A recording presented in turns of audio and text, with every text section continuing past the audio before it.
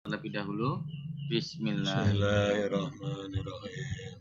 Seperti biasa, Bapak Ibu yang dirahmati Allah, sebelum memulai kajian ada sambutan dan prakata yang malam hari ini akan disampaikan oleh sinten nggih Pak Pur?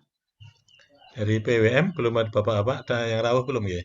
Isnawan biasanya.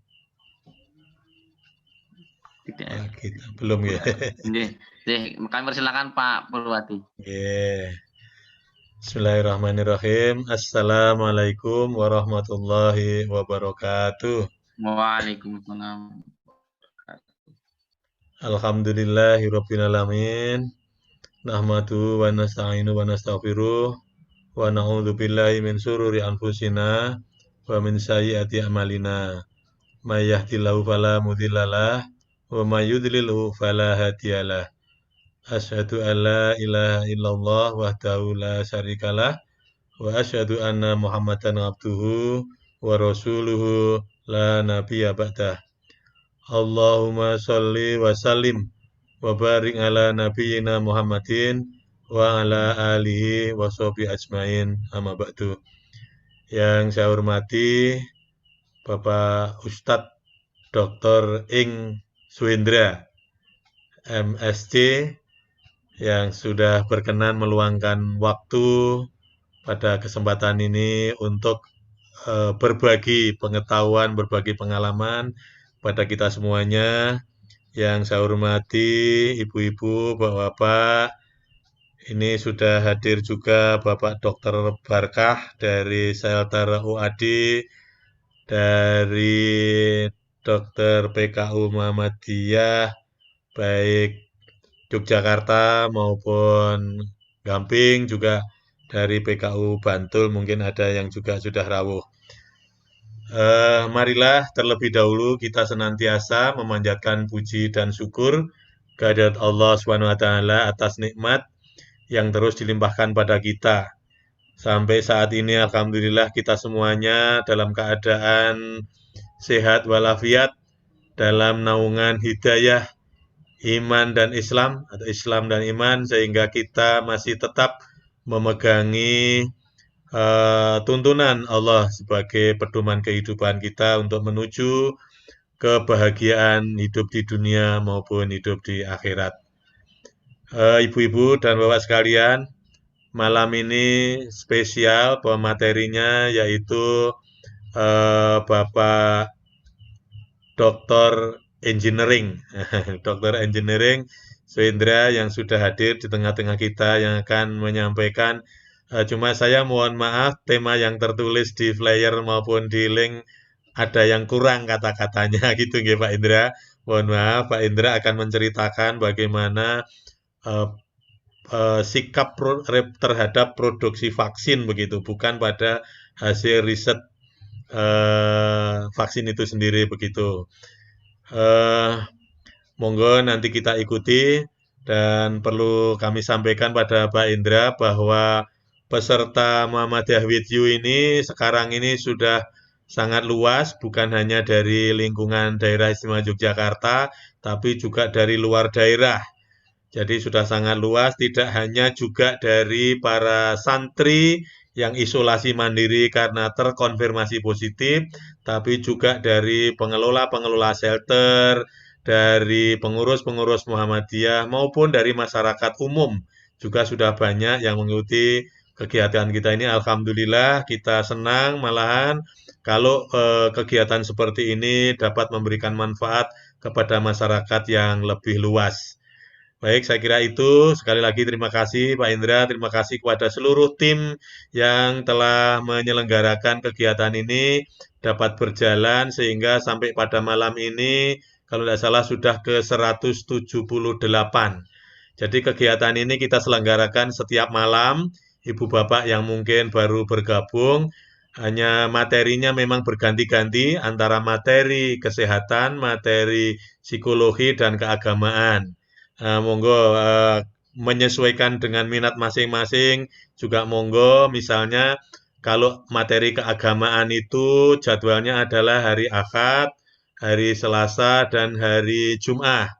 Kemudian hari Senin dan hari Kamis itu materi tentang psikologi, kemudian Rabu dan Sabtu itu materi kesehatan. Nah, ini hari Sabtu karena Pak Suhendra ini bicara tentang bagaimana produksi vaksin, maka digolongkan ke dalam materi kesehatan. Saya kira demikian, Mas Abdul. Waktu saya kembalikan. Nasrun minallah wa fatun qarib. Assalamualaikum warahmatullahi wabarakatuh. Waalaikumsalam warahmatullahi wabarakatuh. Saya mengucapkan terima kasih kepada Pak Purwadi yang telah memberikan sambutan dan perkataannya dan juga selalu mengawal kita di kajian Muhammadiyah with you setiap malam harinya. Baik, Bapak Ibu yang dirahmati Allah, malam hari ini tentunya tema kita berkaitan dengan vaksin seperti yang sudah di-share yang akan diisi oleh Dr. Engineering Suhendra ST MSc. Kepada Bapak Dr. Suhendra kami persilahkan. Diputar YouTube-nya dulu, Mas. Oh, nggih, Pak, sebentar nggih.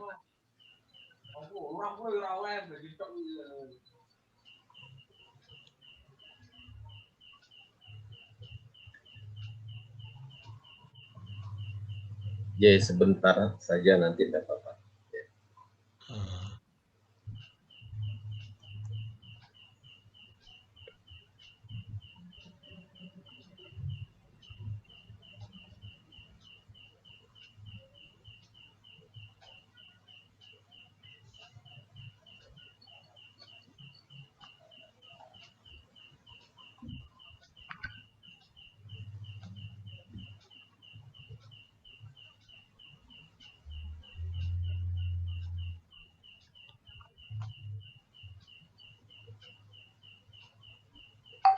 Nggak ada suaranya?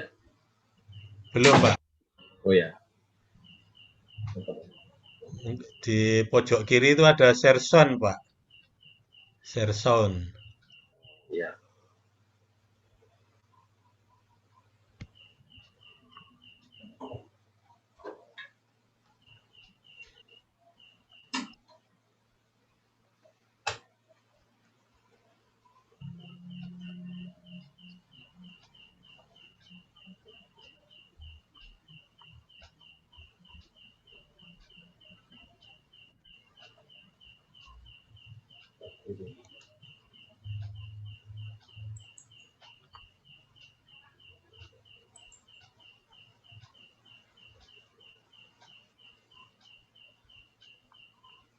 Atau boleh saya mulai saja kali Pak ya, karena sepertinya Iya, Bapak, mohon maaf, mohon izin ini karena sinyalnya saya tidak kuat juga karena berbarengan dengan atau saya mencoba juga kalau mungkin, nggih.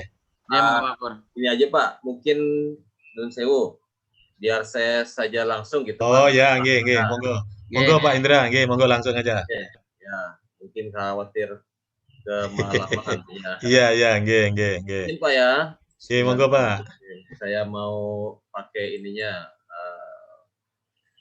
apa namanya? Mana ini? Saya mau share materi saya ini.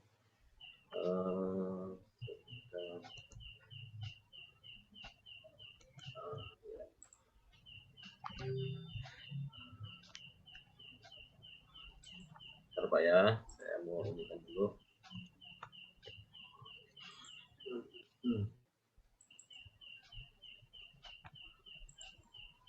Bismillahirrahmanirrahim. Ininya nggak bisa.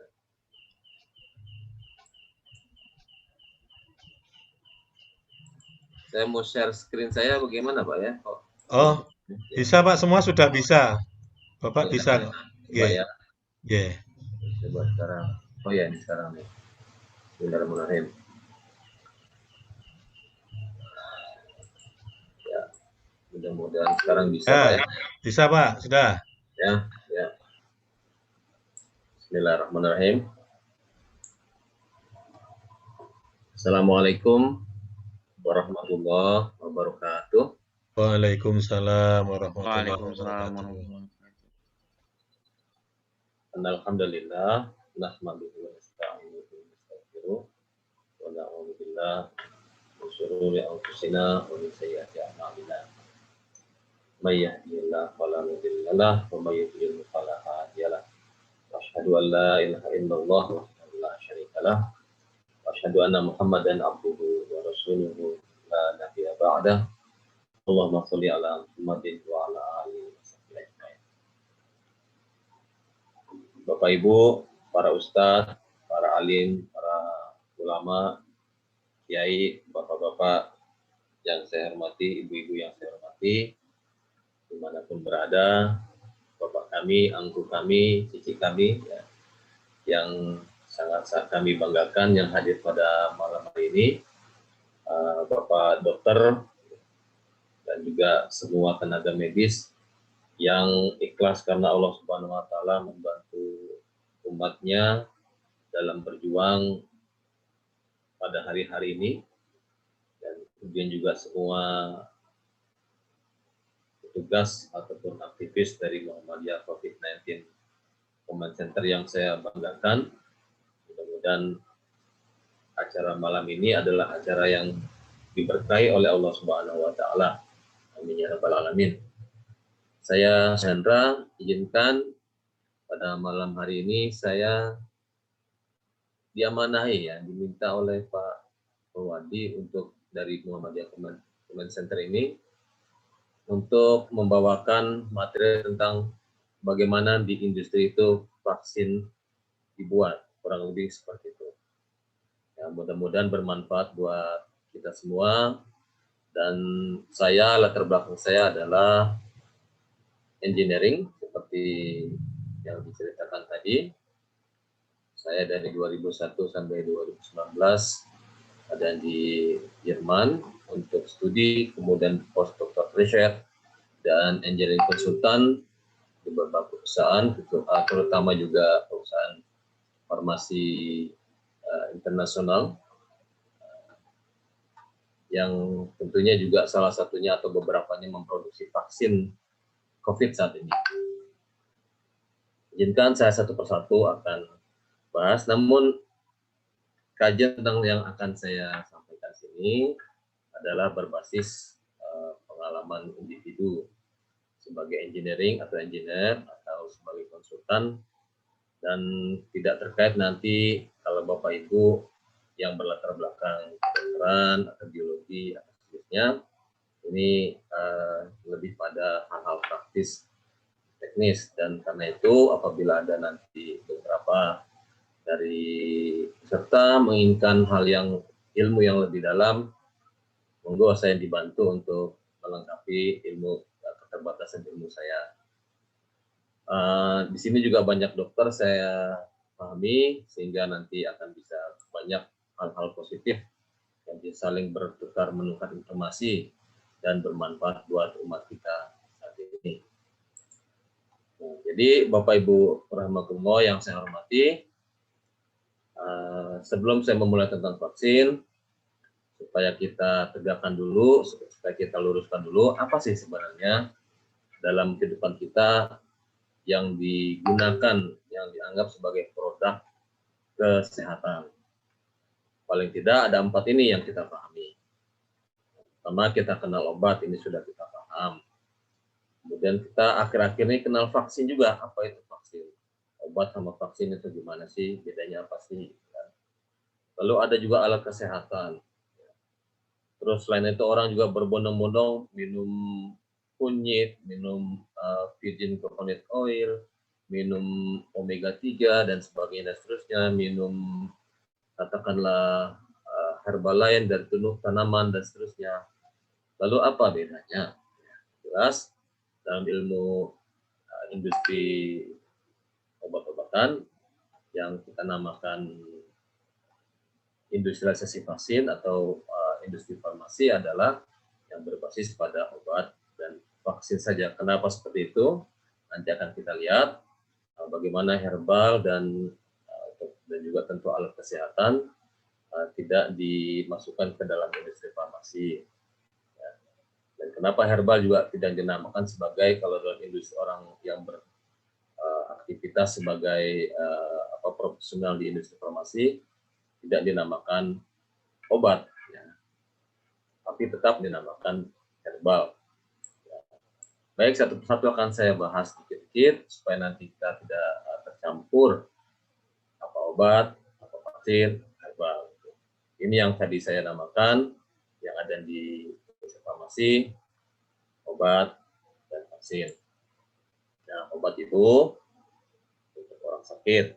Nah, kalau orang sakit kemudian diberikan, disuntik, diminumkan, diberi resep ya, obat untuk sakitnya supaya hilang, supaya sembuh atau minimal mengurangi rasa sakitnya.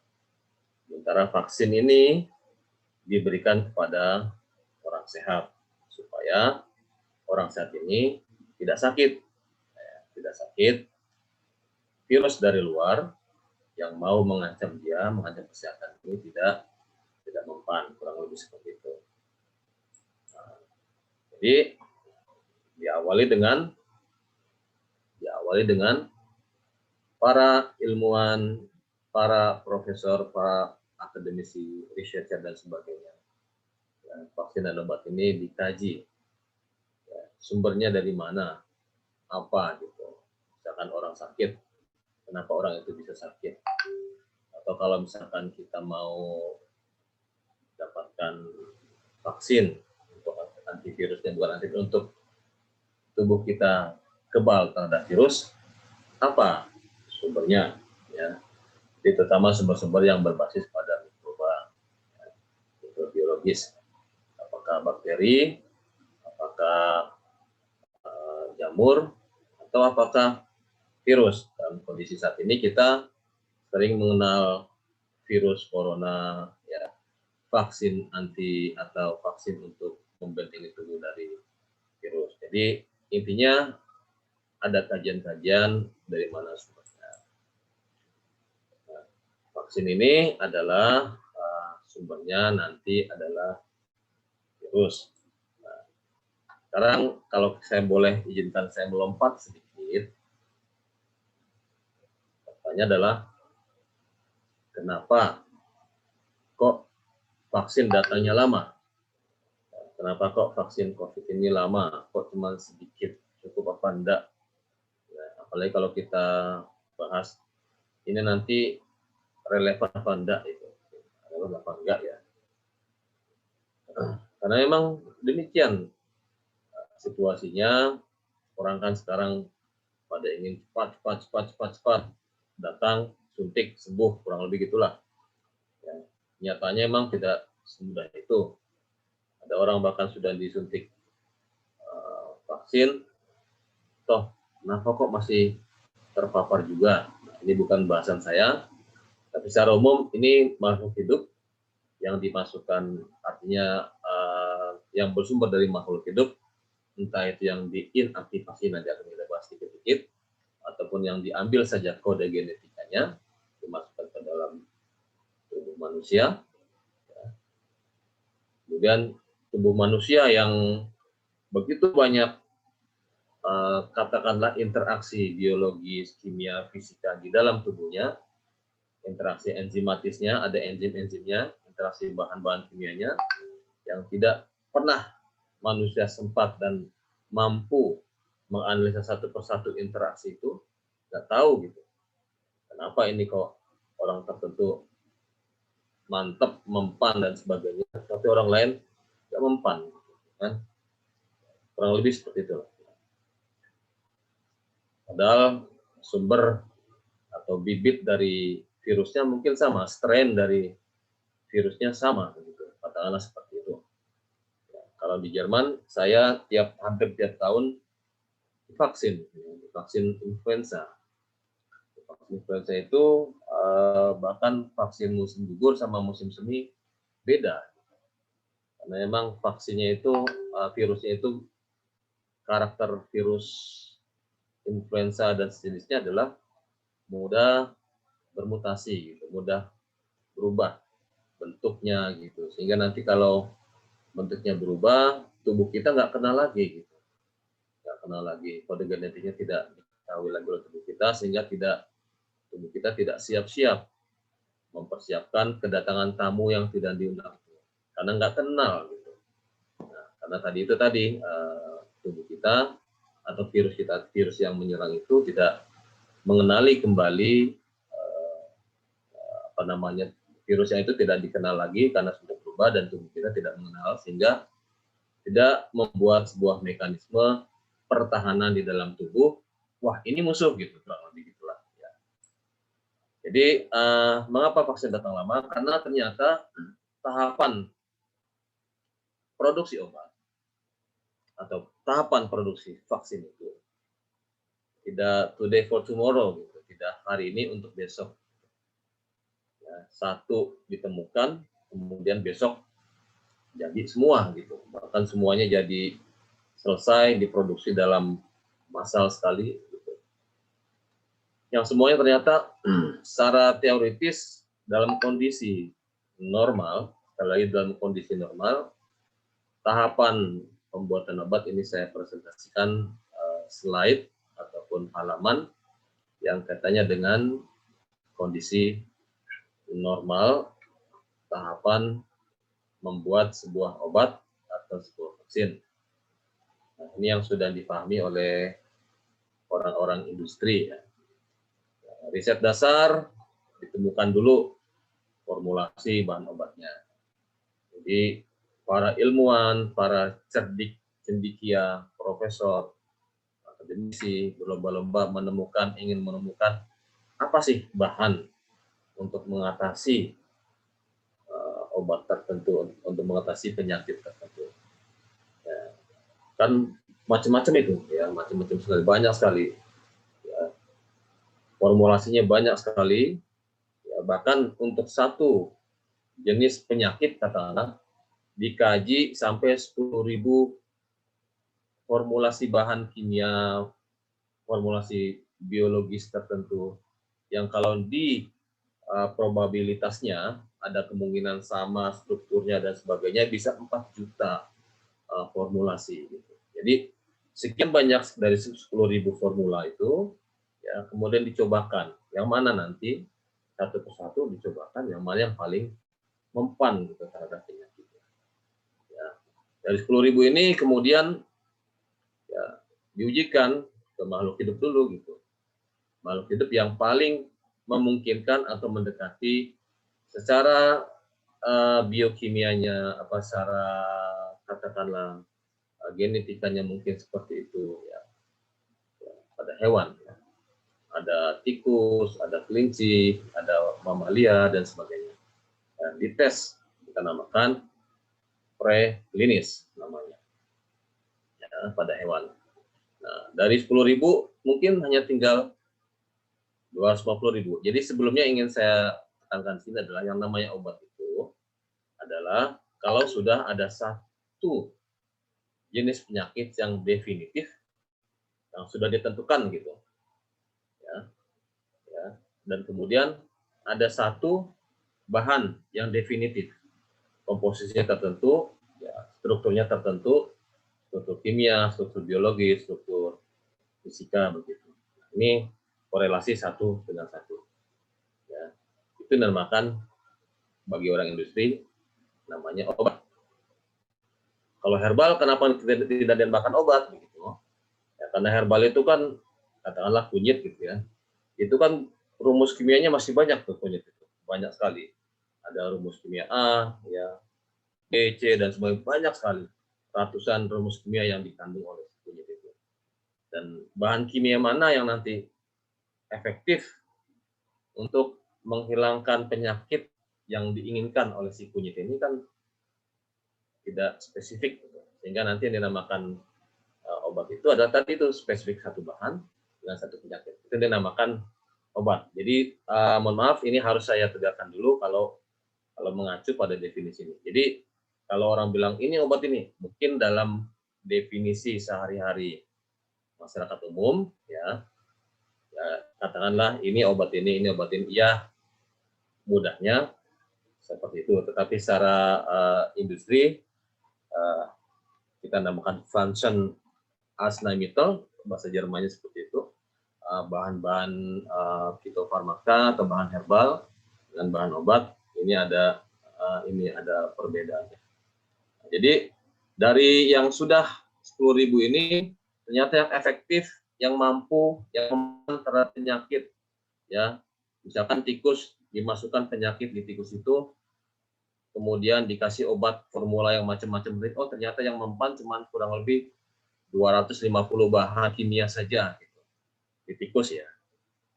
Nah, itu baru, oh ternyata yang ini saja kita tes lagi kemudian ke manusia. Barulah kemudian di fase ini ada kita kena uji klinis 1, uji klinis 2, uji klinis 3, dan seterusnya.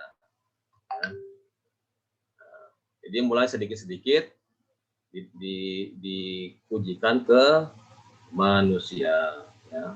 Mulai dari hanya beberapa puluh saja, ya, dosis sedikit, hanya untuk menguji ini bisa apa enggak, ini bahaya apa enggak ke manusia, sampai kemudian pada efektivitas, efikasi, dan sebagainya. Nah, ini kita namakan nanti uji klinis pada manusia. Dari tadi 250, sampai kemudian tinggal 5 saja. Sampai akhirnya untuk dapat izin approval hanya satu saja, bahan definitif yang digunakan untuk menghilangkan atau minimal mereduksi sakit tertentu yang ada pada manusia untuk dapat approval. Itu pun nanti masih ada lagi setelah perizinan, ya, ada koleksi data kesehatan, ada pasien data, ada efek sebaran, analisa risiko, dan sebagainya. Yang kalau di jumlah dari mulai riset dasar sampai satu jenis obat itu sudah dapat ampulnya, sudah dapat tabletnya, dan sudah ada di apotek, itu bisa 1 miliar euro, ya, kurang lebih 16 triliun rupiah yang dibutuhkan untuk sebuah pabrik obat menghasilkan atau memproduksi sebuah obat tertentu. Contohnya misalkan pabrik yang saya pernah datangi itu filling line untuk diabetes, ya, insulin. Ya, itu besar sekali biayanya. Satu proyek insulin, ada insulin malam, insulin pagi, ya, kalau tidak salah itu beda ininya, beda jenis pabriknya. Satu jenis pabrik obat itu bisa 800.000 sampai 1 juta, 800 juta sampai 1 miliar euro. Yang itu pun belum tentu mendapatkan approval. Kalau belum nggak dapat approval, pada akhirnya bagaimana? Ya tidak jadi obat akhirnya, meskipun sudah habis 800 juta atau kurang lebih 10 triliun rupiah misalkan. 10 triliun rupiah kemudian hilang begitu saja. Mungkin enggak, itu mungkin ada beberapa kajian ataupun kejadian, ya, pengalaman pabrik obat tertentu tidak mendapatkan approval untuk vaksinnya, untuk pabrik obat tertentu, setelah menghabiskan ratusan juta dolar, ya, atau puluhan triliun rupiah. Saya lanjutkan, kurang lebih beginilah ininya, jalan panjangnya sebuah vaksin dari mulai riset dasar sampai ada di apotek, sampai dipakai oleh pasien ataupun sampai dipakai oleh manusia yang membutuhkan. Ya. Ya, mulai dari tahap pertama, dari orang riset begitu 4 tahun, ya, ini pemberhentian pertama, halte pertama, ya, habisnya 200 juta dolar. Ya. Kemudian uji preklinis ke binatang tadi, ya, habisnya kurang lebih 400 juta dolar. Ya. Itu halte kedua. Kemudian halte ketiga di bidang klinis, clinical research, preklinik 1, klinik 1, klinik 2, klinik 3, ya, habisnya kurang lebih 400 juta dolar. Kemudian baru dibikin pabriknya setelah semuanya selesai. Nah, ini kondisi yang normal, ya, kondisi normal. Kondisi tidak normal gimana? Kondisi tidak normal contohnya dalam kondisi outbreak, dalam kondisi wabah. Ya, di mana-mana kondisi wabah ada namanya emergency use, ya, approval gitu, izin untuk menggunakan penggunaan dalam kondisi emergency. Contohnya COVID-19 ini, ya, COVID-19 ini boleh jadi ada beberapa halte ini yang tidak perlu dilewati karena ada kesamaan jenis virus, ada kesamaan kode genetika tertentu dan sebagainya. Kemudian akhirnya preklinis 1, klinis 1, klinis 2 dan sebagainya bisa dipercepat. Nah, dan tentunya ada juga namanya kedaulatan dalam kutip ini peraturan-peraturan GMP itu di tiap negara atau yang di approval atau diberi izin oleh lembaga yang mengizinkan sebuah produk obat itu, misalkan FDA ya dari Amerika atau GMP untuk terminologi atau standar bahasan di Eropa. Nah, satu negara tertentu belum tentu diakui oleh negara lainnya. Contohnya nanti akan kita lihat bahwa contohnya misalkan kenapa vaksin Sputnik misalkan, Sputnik yang memang secara kemajuan produksi uji klinis dan sebagainya paling duluan dia secara realita, tapi tidak mau diterima atau tidak diterima oleh Uni Eropa karena memang standar GMP-nya berbeda. Kenapa misalkan Sinovac tidak diterima di Eropa misalkan? Kenapa kok Pfizer gitu misalkan hanya diterima di sini di Sudan sebagainya? Itu karena memang standar ininya beda. Sputnik misalkan sampai 20.000 probandus ya, 20.000 sukarelawan kurang lebih seperti itu. Bagi Uni Eropa itu jumlah yang sangat kecil ya untuk sebuah uji klinis yang harusnya 40.000 sampai 50.000 untuk tingkat uji klinisnya gitu. Apalagi kalau uji Sinovac di Indonesia yang cuma 1.600 tentu tidak bisa diakui, tidak akan pernah masuk di Uni Eropa. Kurang lebih seperti itu ya. Jadi dari mulai riset dasar, start di riset dasar ini ya penentuan formulasinya, jenis obatnya, disebut kimianya, sampai tahapan-tahapan ini gitu sampai ada di apotek. Ya, ini memang sangat panjang sekali dan untuk vaksin COVID ini ya ini tidak mengikuti halte-halte ini yang linear gitu yang katakanlah paralel, tetapi dilakukan bersamaan, tidak seri gitu tapi dilakukan bersamaan ya. Merancang desain pabriknya bersamaan dengan uji klinis gitu. Yang mana itu tidak pernah terjadi kalau di era normal. Ya, beberapa vaksin tidak pernah selesai juga karena memang hal ini juga gitu. Kesulitan merancang alatnya, kesulitan mendapatkan teknologinya gitu. Dan sebagainya dan seterusnya. Nah, ini Bapak Ibu yang saya hormati juga harus difahami kenapa kok ada vaksin tertentu misalkan sampai saat ini tidak ada virus tertentu sampai saat ini tidak ada vaksinnya, atau ada penyakit tertentu saat ini tidak diproduksi obatnya, belum diproduksi obatnya oleh perusahaan manapun di dunia. Nah ini pertanyaannya adalah kemudian kita juga sudah paham bikin obat, bikin vaksin sangat mahal, bisa ratusan juta dolar, 1 miliar dolar, puluhan triliun rupiah. Ya. Kalau kondisi sekarang yang tadinya 1 miliar dolar untuk bikin vaksin, nah untuk bikin vaksin COVID ini dengan semuanya serba paralel itu bisa meningkatkan 4 sampai 6 miliar ya dolar. Itu artinya sampai dalam hitungan 30 triliun rupiah begitu ya, kurang lebih. Maaf, ya puluhan triliun rupiah ya, puluhan triliun rupiah.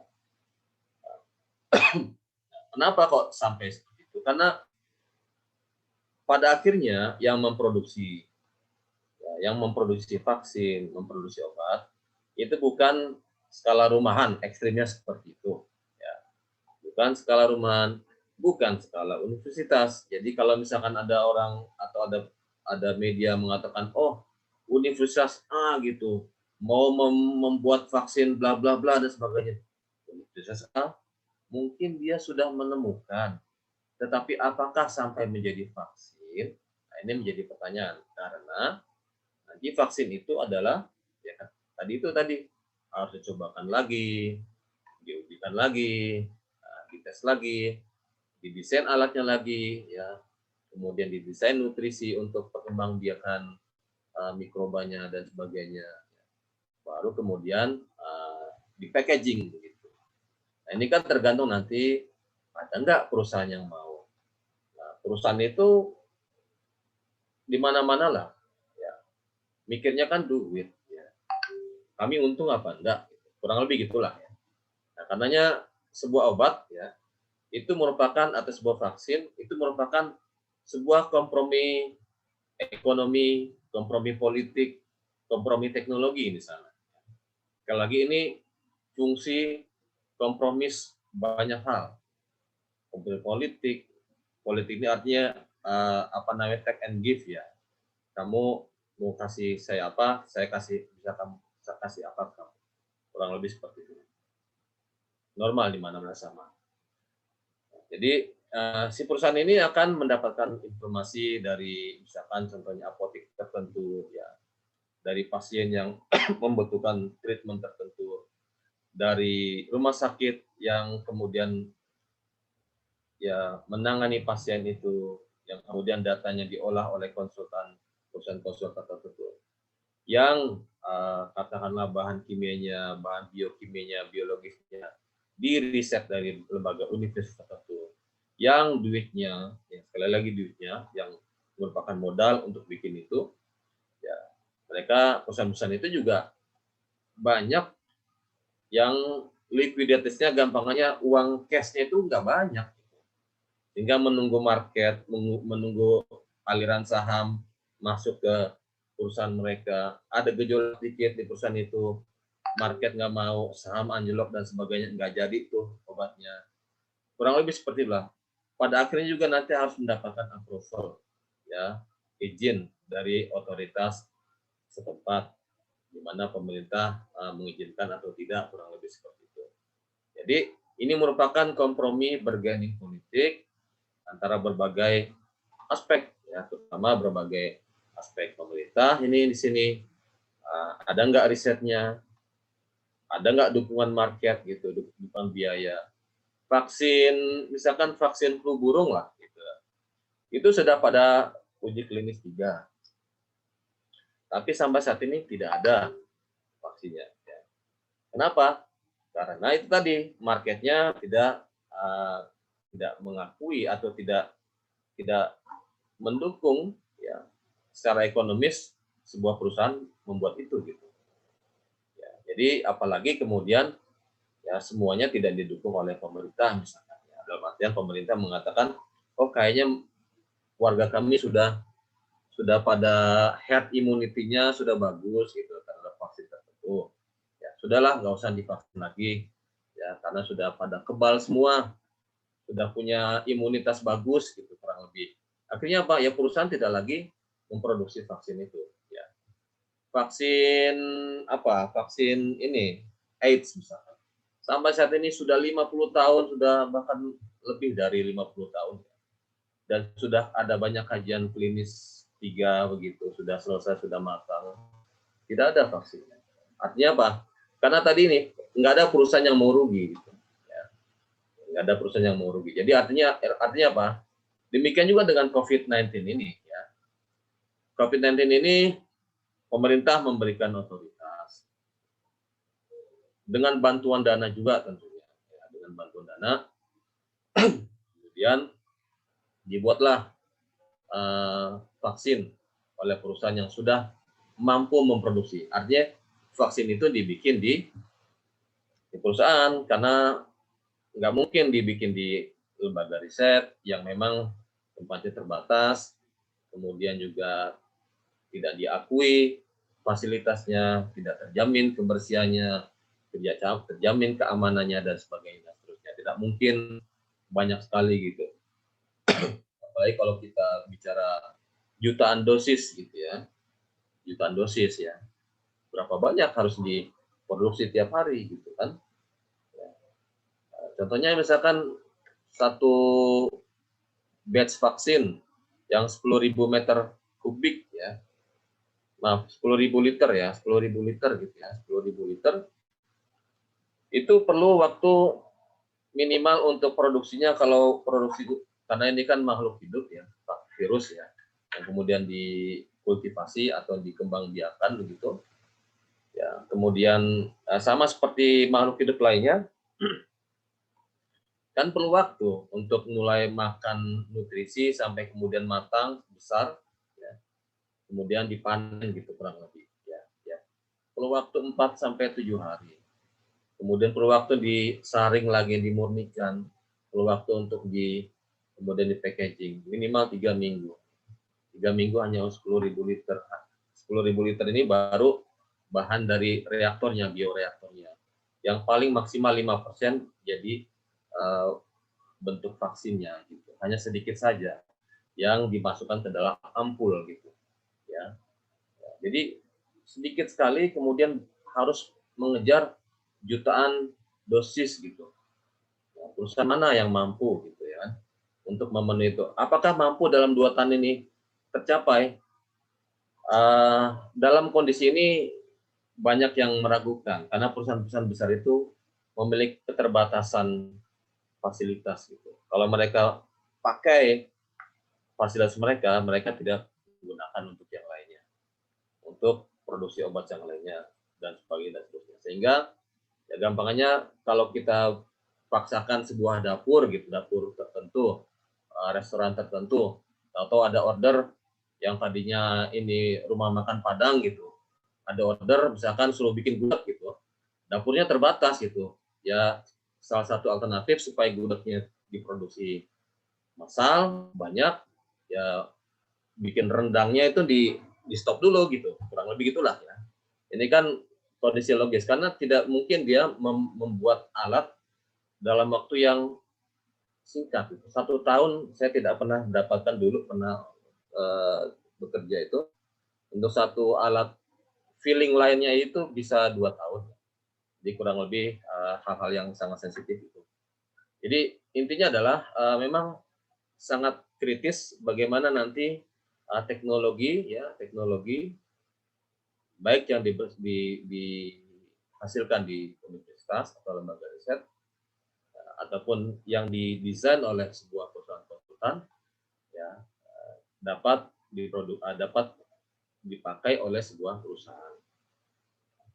Dan kemudian apalagi kemudian kalau misalkan dalam 1 tahun terakhir nih, kok orang pada ternyata statusnya yang terkena karang-karang ini mungkin orang yang imunitasnya lemah. 2 tahun kemudian atau 1 tahun kemudian, mudah-mudahan amin semua ya, dalam ternyata orang pada kuat semua, kebal semua, atau virusnya pada makin lemah gitu. Ya. Terus gimana? Orang nggak butuh lagi vaksin misalkan? Bisa. Dampaknya apa? Ya kemudian perusahaan vaksin, perusahaan obat nggak bakal produksi lagi, secara ekonomis kan begitu. Jadi bisa nggak seperti itu? Bisa saja. Jadi intinya adalah perusahaan ini, semua perusahaan di dunia,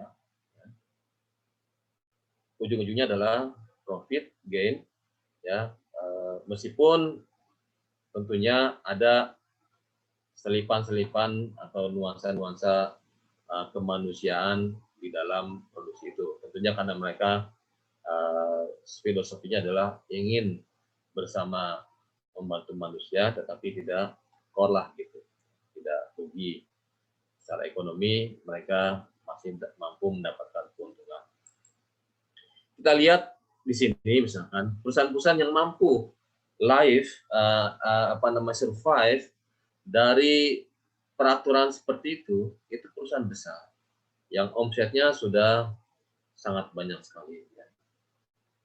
Contohnya saya sebutkan misalkan nomor 1 Pfizer ya, yang saat ini terdepan dengan BioNTech-nya. BioNTech ini juga lucu ya. Saya Adam itu pernah ke Mainz ya, masih saya dorong pakai Kinderwagen gitu, kursi kereta dorong Mbak Bedi gitu, kecil ya beberapa tahun lalu itu, tidak begitu besar. Ya memang spesialis di bidang startup mikrobiologi dan khususnya vaksin. Tapi ketika ada pandemi seperti ini, Pfizer langsung dipanggil oleh Gedung Putih gitu untuk mempresentasikan mampu nggak vaksin kamu ini atau calon vaksin kamu ini diproduksi massal oleh perusahaan kami di Amerika.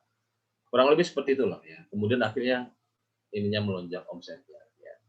Jadi Pfizer gitu ya, kemudian perusahaan lainnya nomor 2 dari USA juga, Merck, kemudian Johnson & Johnson, Sanofi, ya, Novartis, dan sebagainya dan seterusnya. Inilah perusahaan-perusahaan besar yang saat ini terdepan dalam perlombaan produksi vaksin. Selanjutkan, nah kemudian yang berikutnya adalah Bapak Ibu dan Bapak yang saya hormati, saya kembali lagi vaksin dari virus. Ya, kita ingat-ingat kalau antibiotik itu dari untuk bakteri. Ya, kalau vaksin ini untuk virus. Virus ini untuk vaksin ya. Jadi sumber vaksin ini adalah virus yang dilemahkan sebagiannya gitu, dilemahkan dalam artian dia diinaktivasi dengan tingkat teknologi tertentu diinaktivasi. Tapi bagaimana inaktivasi secara kimiawi dan sebagai biokimiawi itu bukan ranah saya, ekspertis saya. Intinya adalah setelah dilemahkan kemudian diproduksi secara massal, ya, produksi massal kemudian dimasukkan ke dalam ampul ataupun siringnya. Jadi ada juga dalam bentuk ampul ini, dalam bentuk ini juga ada sama. Dan kalau kita bicara tentang teknologi vaksin merah putih gitu ya, ya kita boleh dibilang akan terkejut gitu, tersadarkan bahwa kita masih sangat jauh tertinggal. Jangankan untuk memformulasi molekul ataupun virus sumber vaksinnya. Yang hal-hal yang dalam tanda kutip fisik gitu ya, bikin ampulnya aja gitu ya. Ampulnya ini kita masih impor ini. Sederhana gitu. Ampul ini, vial ini masih impor kita. Bahkan di beberapa perusahaan Indonesia ternama ya, ini impor 100% ini ya. Jadi kalau kita bilang vaksin merah putihnya di mana itu merupakan hal yang membuat kita akhirnya tersadar ya bahwa teknologi kita masih harus kita kita ya kejar ketertinggalan itu. Jadi poinnya adalah ada vaksin yang dari virus yang dilemahkan, ya, kemudian virus yang dilemahkan ini diproduksi massal, diperbanyak gitu, ya, kemudian dimasukkan ke dalam ampul sebelum disuntikan ke dalam tubuh manusia. Ya. Ada juga teknologi berikutnya yang lainnya. Ini kan vaksin virus corona misalkan. Jadi yang diambil itu hanya sepotong secuil saja ya, dari virus corona itu. Kenapa? Karena sepotong dan secuil ini yang kurang lebih seperti itu kan tetap aja badan dari virus yang memiliki kode genetika. Ya, gampangannya ini apa bawaannya gitu. Ini spike-nya misalkan, apa patoknya atau pakunya dari si virus ini gitu ya. Nah, si patok ini itu memberikan informasi siapa virus itu, apa virus itu dan sebagainya dan seterusnya. Dan kemudian kalau patoknya ini secuil ini ya yang diambil saja gitu. Ya, kemudian diperbanyak, ditransplantasi dan sebagainya. Dikulturkan gitu dalam kultur tertentu dan kemudian menjadi banyak dan dimasukkan ke dalam tubuh dan tubuh mengenal itu adalah RNA virus gitu dan kemudian tubuh kita memberikan reaksi berupa membentuk antibodi tertentu, membentuk ketahanan tubuh, imunitas tubuh, akhirnya tubuh kita mengenal si virus ini. Dan harapannya tubuh kita jadi kuat terhadap virus ini. Kurang lebih seperti itu. Jadi spike ini artinya paku atau bagian cuwilan dari virus ini.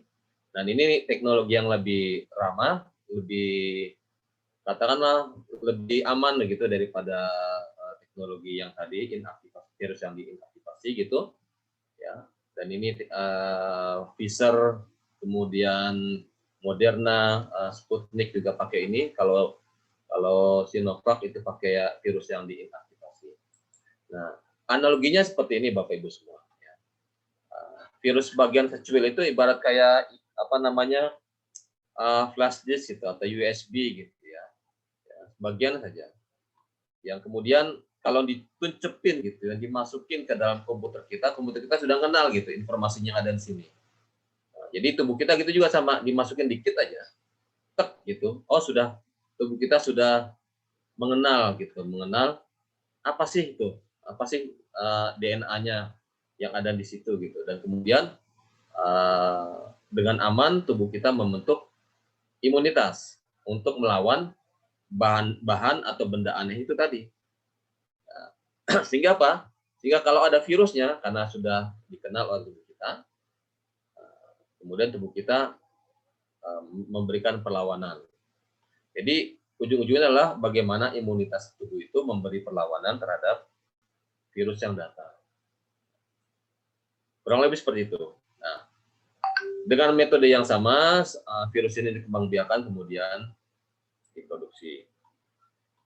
Jadi intinya adalah vaksin ingin membandingi tubuh kita. Ya. Nah, bagaimana nanti skala produksinya dan banyak pertanyaan, amankah vaksin itu? Ya, dalam tahap aman atau tidak atau mempan apa enggak begitu? Ya awalnya kan disuntikan dulu, diujikan dulu ke dalam ini kan, ke dalam apa namanya, ke dalam tubuh hewan gitu, ke makhluk hidup. Entah kelinci, tikus atau apa namanya atau mamalia lainnya gitu. Ya. Ini secara umum obat ataupun vaksin seperti itu. Jadi kalau di tubuh katakanlah makhluk hidup bisa aman, ya tidak istilahnya disuntikan tidak mati, berarti ada peluang ini aman dan kemudian dilanjutkan ke tahap berikutnya kepada ada efeknya enggak, ada efek sampingnya enggak. Ya. Terus kalau tidak ada efek sampingnya, dosisnya berapa? Gitu kan? Ya. Dosisnya berapa? Ya. Efikasinya berapa persen? Kurang lebih seperti itu. Secara epidemiologis misalkan, ya laki perempuan ada bedanya enggak? Gitu.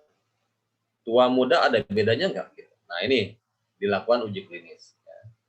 Di uji klinis mulai dari puluhan orang di uji klinis pertama, kemudian ratusan orang uji klinis kedua sampai berapa ribu orang. Biasanya katakanlah sampai 100 orang untuk uji klinis tahap pertama. Ini yang standar yang saya pahami. Kemudian sampai 3.000 orang untuk uji klinis yang kedua, dan kemudian harus lebih dari 10.000 orang. Ya. Ini yang saya pahami ya untuk kondisi normal. Karena saya pernah memegang di beberapa dokumentasi pembuatan pabrik itu semuanya harus lengkap dulu gitu.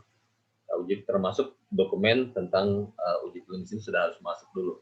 Jadi beberapa puluh ribu sudah harus masuk sebelum dirancang pabriknya. Gitu.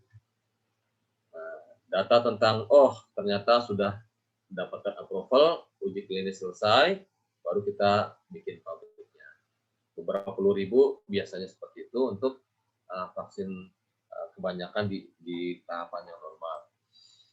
Nah, jadi kurang lebih seperti itu ya uji tahap 1, tahap 2, tahap 3. Nah, sekarang sering bertanya orang, ini Sinovac uji tahap mana sih, udah sampai mana sih gitu. Diakui apa enggak sih dan sebagainya. Dalam terminologi industri obat, industri vaksin dan sebagainya, kita semua atau orang yang pemegang kebijakan sebuah perusahaan obat itu ya vaksin itu saling lirik-lirikan gitu, saling lihat-melihat ya. Pipeline ataupun cadangan mereka ataupun persiapan mereka sudah sampai mana sih gitu, obatnya ya. Jadi sudah diakui nggak fase satunya, sudah diakui nggak fase 2-nya dan sebagainya. Sudah tahu semua. Dan fase 1, fase 2, fase 3-nya di negara mana gitu ya.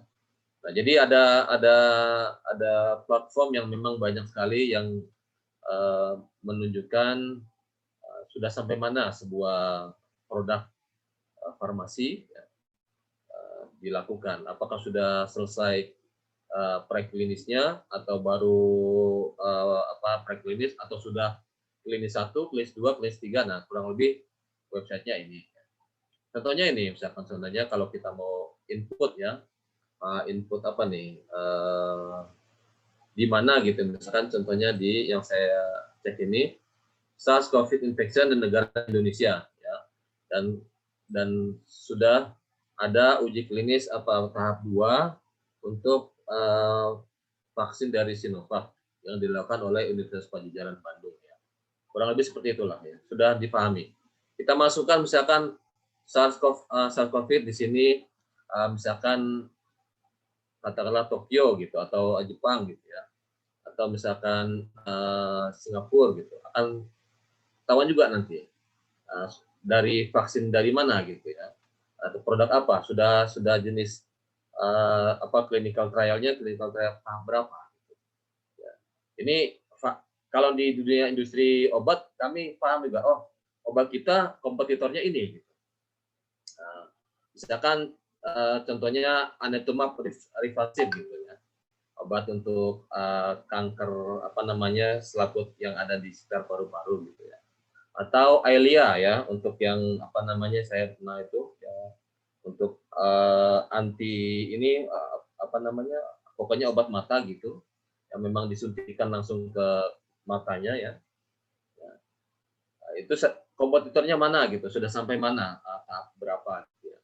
Kurang lebih seperti itu ya.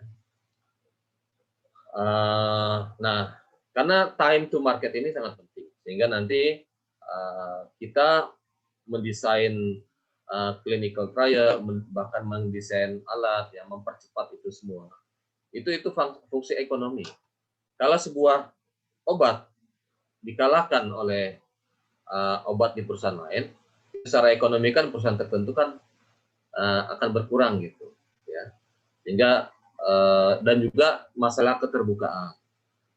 Jadi publik ingin mengetahui aman atau tidak sebuah produk farmasi tertentu, produk industri farmasi tertentu. Jadi sudah rahasia umum lah. Artinya kalau kita adu otot, adu argumen, gini, Sinovac, vaksin kita begini, ya cek aja lah sini nggak apa seperti itu lah. Sudah sampai mana sih seperti itu, aman apa enggak dan sebagainya. Kurang lebih seperti itu. Ya. Nah contohnya misalkan yang sudah saya ceritakan sebelumnya, ya ini vaksin dari Rusia gitu yang sudah di awal, yang lainnya masih fase 3 gitu, fase 2, fase 3 ya. Kemudian ada juga yang baru mulai, ada juga yang baru dapat approval dan sebagainya terusnya. Ya, bahkan sudah sampai ada yang off the mark nanti sudah di pasaran gitu ya. Tetapi ini kasus tertentu ya. Artinya yang seperti saya ceritakan tadi, vaksin orang Rusia dipakai belum tentu dipakai di seluruh dunia gitu, meskipun sudah selesai uji klinis tahap akhirnya begitu, bahkan sudah paling baik, bahkan sudah diproduksi sangat banyak ya. Hanya dipakai di negara-negara Eropa Timur dan di beberapa negara Amerika Latin, tidak semuanya. Bahkan negara tetangganya tidak mau memakai itu. Gitu. Ya. Kurang lebih logikanya seperti itu ya. Nah, lalu produksinya gimana? 70%, 80% vaksin sejenis influenza saat ini atau sebelumnya lah, sebelum pandemi ini, itu diproduksi menggunakan teknologi yang sederhana dalam tanda kutip, pakai telur ayam. Jadi pakai telur ayam disuntikin ke telur ayam itu vaksin virus yang sudah diinaktivasi tadi ya. Mudah ininya nutriennya dan sebagainya, pengendaliannya juga lebih dalam kutip lebih sederhana, cuman kendala supply telurnya itu saja yang harus diperhatikan. Tahun 2019 misalkan, 2018 yang saya tahu di Jerman untuk termasuk saya penggunanya vaksin influenza itu supaya nggak flu ya, itu sampai 500 juta telur ayam dipakai untuk bikin vaksin di sana. Jadi si virus itu yang sudah diinaktivasi tadi, yang sudah dimatikan kurang lebih gitu ya, disuntikan itu ke dalam telur ayamnya. Kemudian dia kan dikasih nutrisi, kasih makanan lah, kemudian berkembang biak di telur ayam itu. Gitu ya. Suhunya dijaga, terus akhirnya berkembang biak. Karena telur ini kan mengandung protein, mengandung lemak, mengandung air yang bagus untuk pertumbuhan si virus tadi, atau mikroba yang sudah dikulturkan untuk perkembangbiakan virus yang sudah diinaktivasi tadi. Ya, ini teknologi umum lah yang sebelumnya dipakai untuk itu. Nah, teknologi berikutnya ada di tempat di tangki ya, yang kita namakan bioreaktor. Ya, kita namakan bioreaktor. Ya, tadi misalkan pakai telur gitu, bahan-bahan seperti telur ya, itu dimasukkan ke dalam bioreaktor ini. Termasuk virus yang sudah diinaktivasi tadi atau spike virus tadi yang ada itu dikembangbiakan di sini. Dijaga temperaturnya, dijaga nutrisinya dan sebagainya dan seterusnya. Hingga berkembang biak akhirnya kemudian dipisahkan ya, setelah beberapa hari. Kurang lebih seperti ini contohnya misalkan ayam ya, telur ayam tadi. Dicek apakah sudah ada perkembangbiakan virusnya. Nah, ini salah satu contoh gimana keadaan di ruang produksi. Nah, ini contohnya misalkan pada akhirnya virus-virus tadi atau vaksin-vaksin tadi itu dimurnikan sedemikian rupa, kemudian dimasukkan ke dalam ampul-ampul ya, yang kemudian dibawa ke sana sini seluruh tempat yang diinginkan dan dipakai ke pasien atau orang-orang yang membutuhkan. Dan tentunya selain ada good manufacturing practice atau peraturan tentang produksi yang baik, juga ada peraturan tentang bagaimana distribusi dan logistik yang baik.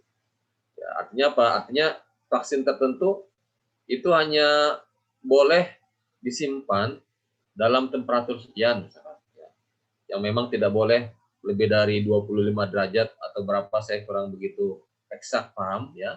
Tapi ada temperatur limit tertentu yang tidak boleh si bahan vaksin yang sudah ampul tadi diletakkan gitu. Sehingga memang harus spesial dia. Di Afrika banyak vaksin yang nggak jadi gitu, nggak mampu, nggak mempan gitu. Karena apa? Ya karena panas gitu. Dan kemudian penyimpanannya hanya beberapa menit saja, bahan vaksinnya itu yang sudah diampul tadi sudah rusak. Gitu ya. Jadi memang ini sangat sensitif ya penyimpanan. Jadi ada GMP, ada GLP, ada GDP ya. Good manufacturing practice, good logistic practice, sama good documentation practice. Nah, Bapak Ibu yang saya hormati, itu yang saya bisa sampaikan secara umum bagaimana di industri vaksin itu diproduksi. Sayangnya kalau untuk vaksin influenza atau beberapa calon vaksin yang pernah saya kunjungi pabriknya dan saya pernah sedikit banyak bekerja gitu ya, pernah, tapi untuk vaksin COVID ini tentunya saya belum. Jadi teknologi terupdate sekarang saya hanya dapat meraba-raba saja dan kontak-kontak dengan teman-teman teman saya yang pernah kerja bersama saya. Karena emang kondisinya saat ini seperti itu. Tapi kurang lebih kemiripan dengan vaksin influenza, vaksin yang lainnya sejenis itu gitu ya, yang sudah pernah dibuat sebelumnya di negara-negara maju. Bapak Ibu yang saya hormati, sekedar mengingatkan diri saya pribadi dan juga kita semua ya untuk menjaga kesehatan, selain tawakal kepada Allah, kita aplikasikan atau usahakan ikhtiar kita pakai masker, jaga jarak, jangan umpel-umpelan, menghindari kerumunan gitu ya, cuci tangan ya, dan mengurangi mobilitas. Pesan-pesannya seperti itu. Mudah-mudahan kita semua dijaga oleh Allah Subhanahu wa taala, tetap selalu sehat, dan kita semua insya Allah mudah-mudahan kembali lagi melewati masa pandemi ini dengan dalam kondisi sehat semua. Amin ya rabbal alamin. Bagi Bapak Ibu yang sehat, mudah-mudahan selalu sehat ya.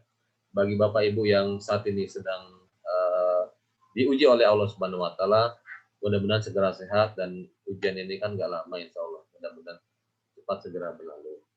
Amin ya rabbal alamin. Dari saya cukup sekian, saya kembalikan ke pembawa acara dan moderator. Assalamualaikum warahmatullahi wabarakatuh. Waalaikumsalam warahmatullahi wabarakatuh. Wabarakatuh. Kami ucapkan terima kasih kepada Dr. Kuswindra atas materinya malam hari ini, tentunya memberikan kita pencerahan baru, memberikan kita pemahaman baru tentang vaksin ini. Baik, berikutnya Bapak Ibu, jika ada pertanyaan bisa dituliskan di kolom chat, nanti akan kami bacakan. Yang pertama Pak Suhendra, saya bacakan nggih. Oke, silakan. Dari Ibu Latifah, bagaimana dengan kejadian ikutan paksa vaksin? Bagaimana itu, Pak Indra? Maksudnya apa, Pak? Nah, ini. Ibu Latifah mungkin bisa menyampaikan secara langsung. Ikutan. Saya juga belum bisa ini. Ya, mohon maaf. Ya. Buka video. Kan sering baca di media itu kalau setelah divaksin ada yang mual, ada yang demam, bahkan ada yang katanya meninggal. Nah, itu bagaimana anunya? Tadi kan belum singgung kan vaksin cara pembuatannya. Ya. Terus setelah itu orang divaksin. Tapi kan ada kejadian ikutan pasca vaksin. Terima kasih. Ya, monggo Bapak Ibu dokter, ini tolong bantu saya, tapi secara umum. Bukan, ini sudah saya bukan dokter, saya. Maaf, saya masuknya terlambat. Ya. Udah bisa dijawab nggak apa-apa. Nggak apa-apa Bu.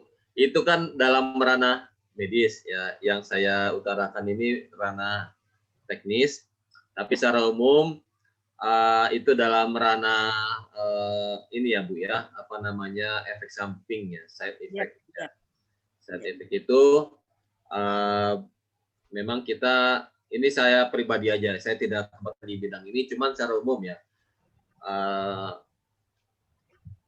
setiap obat itu ada efek sampingnya, sejauh mana nanti efek sampingnya itu membahayakan atau tidak, itu kan berpulang pada kajian sedetil apa, dan pada sebanyak apa nanti katakanlah orang yang diuji sebelum diadministrasi atau dipakai pada manusia. Jadi ada efek samping, misalkan Ibu bilang tadi, orang jadi lemas, orang jadi kemudian katakanlah habis divaksin, kok tidur, pengennya tidur terus 1 minggu gitu ya. Ada yang habis divaksin kok mual-mual gitu ya. Ini bukan bidang saya, tapi secara umum itu terjadi, harusnya ada catatan langsung sebagai laporan dari side effect atau efek samping yang apa namanya dihasilkan oleh penggunaan vaksin tersebut.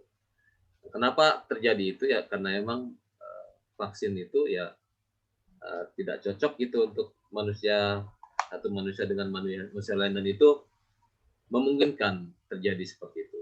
Ya.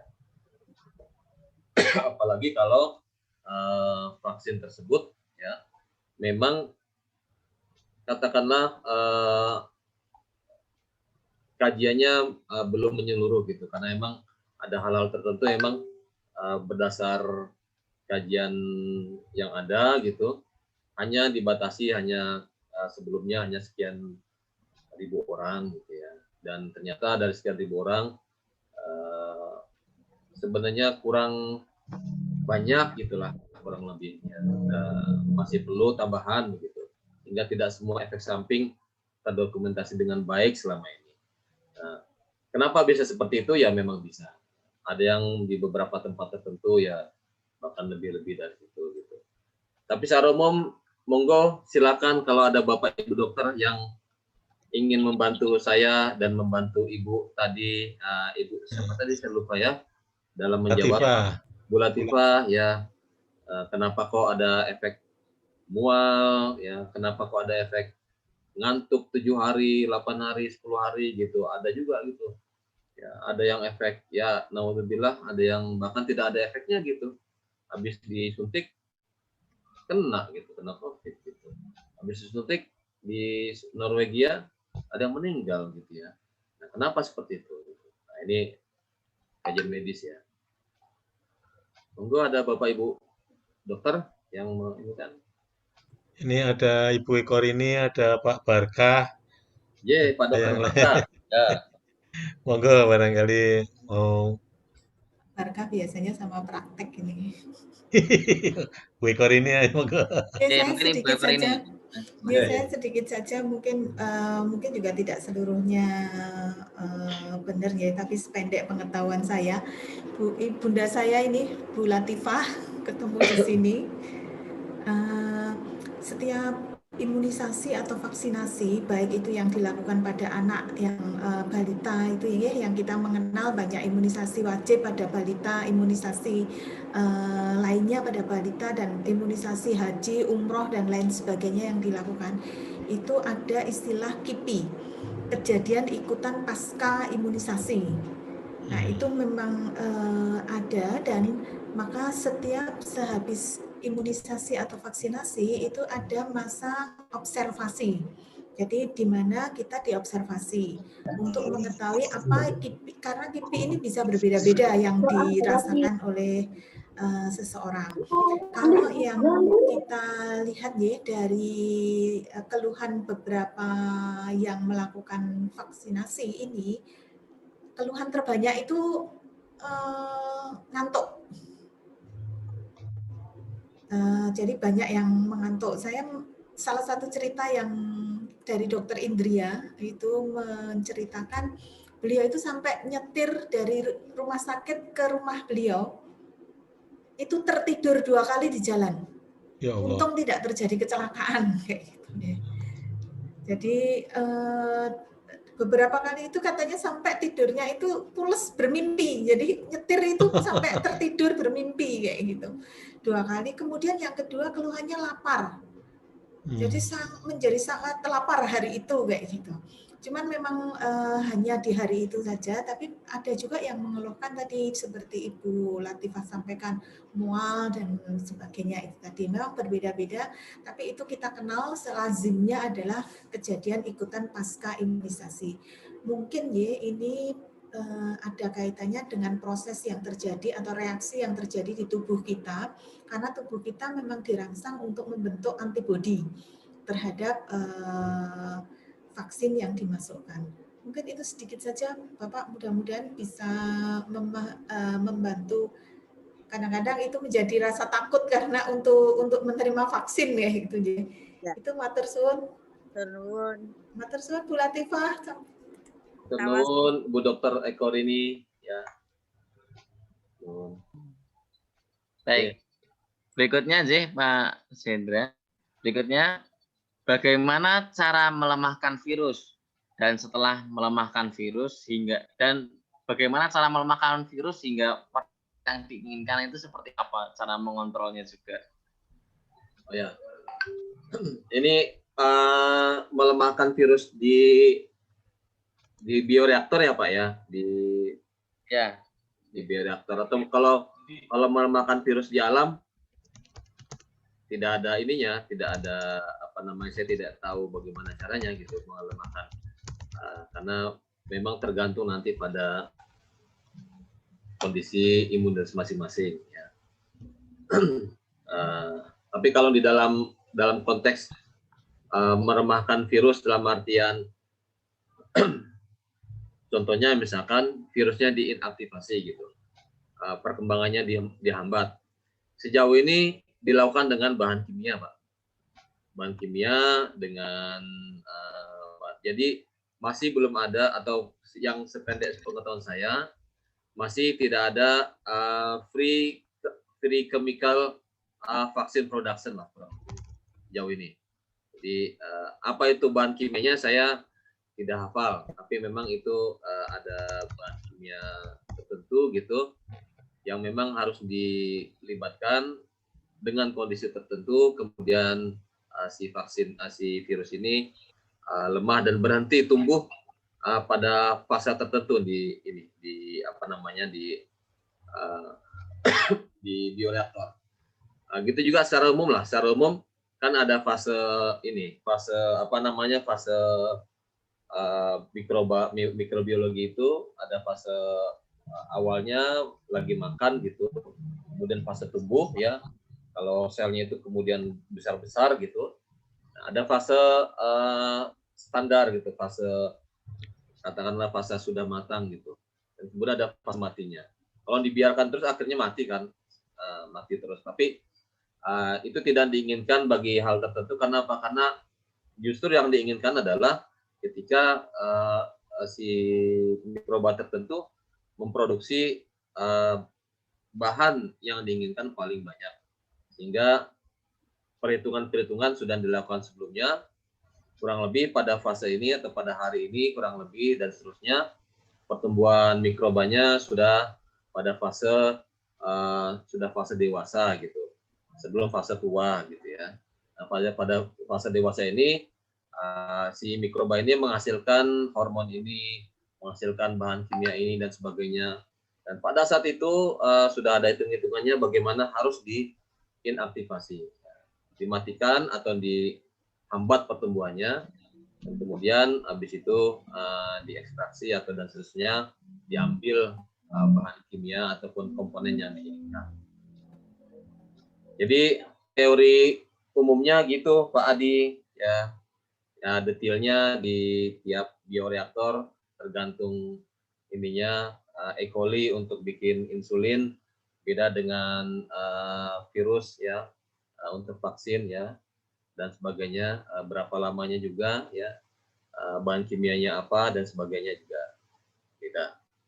Jadi yang sependek pengetahuan saya tidak ada atau belum ada, paling tidak baru tahap rancangan yang free chemical vaksin production itu.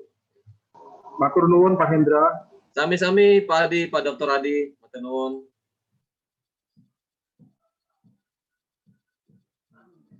Baik.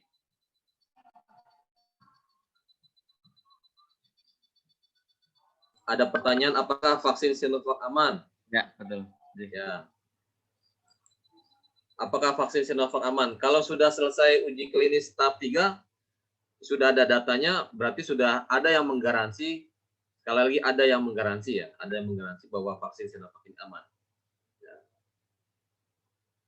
Logikanya seperti itu saja. Ya. Jadi seperti yang dikatakan oleh Ibu Dr. Eko Rini tadi, apakah nanti ada side effect dan sebagainya, itu kan ini ya, tiap vaksin atau setiap obat ya, itu punya probabilitas atau kemungkinan seperti itu. Ya. Jadi aman atau tidaknya itu yang kita bisa lihat sudah selesai fase mana gitu, dan sudah ada nggak badan yang menggaransi, mengaproval keamanan itu. Kalau sudah ada yang mengaproval ya sudah, kita ikuti saja.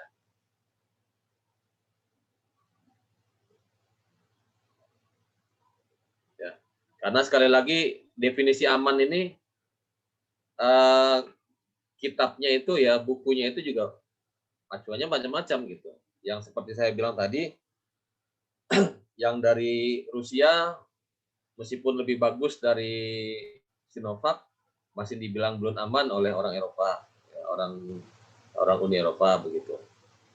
Tapi sudah dianggap aman oleh orang Bulgaria, oleh orang Hungaria dan sebagainya.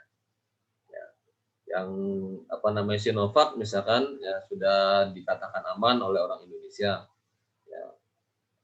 Pfizer misalkan sudah aman oleh orang Jerman, orang Belanda, orang Uni Eropa, orang Norwegia dan sebagainya. Tapi tetap aja tidak dipakai di sini. Artinya aman atau tidaknya itu kan tergantung di kajian masing-masing. Sudah pada tahap mana uji tersebut sudah ada ininya, sudah ada informasi publik yang sudah bisa kita akses. Ya. Monggo, Pak. Bapak Ibu, apakah masih ada pertanyaan terakhir? Terakhir ini kami sampaikan jika ada pertanyaan. Baik, jika tidak ada pertanyaan, maka kami ucapkan terima kasih kepada Dr. Suhendra atas materinya, sharing-sharingnya, serta jawaban dari berbagai pertanyaan malam hari ini. Tentunya memberikan kita pengetahuan baru, ya saling sama-sama memberikan pengetahuan, memberikan sesuatu yang bagi kami semua, sehingga kita masing-masing bisa saling mengambil hikmahnya dari pelajaran yang telah disampaikan, sehingga kita bisa menerapkannya dalam kehidupan sehari-hari. Tentu Bapak Ibu, yang paling penting adalah kita harus menerapkan protokol kesehatan. Bagaimanapun juga protokol kesehatan adalah yang paling utama. Baik, marilah kita akhiri bersama-sama kajian kita malam hari ini dengan mengucap hamdalah. Alhamdulillahirabbil alamin. Terakhir, kami juga selalu mendoakan kepada Bapak Ibu yang saat ini sedang isolasi, yang saat ini sedang sakit, semoga segera diberi kesembuhan oleh Allah, semoga segera diangkat penyakitnya. Kepada Bapak Ibu yang sudah kuat, yang sudah sehat, semoga selalu dalam lindungan Allah. Amin, amin, ya rabbal alamin. Kurang lebihnya mohon maaf. Nun wal qalami wa ma yasturun. Fastabiqul khairat. Wabasyiril mu'minin. Wassalamualaikum warahmatullahi wabarakatuh. Waalaikumsalam warahmatullahi wabarakatuh.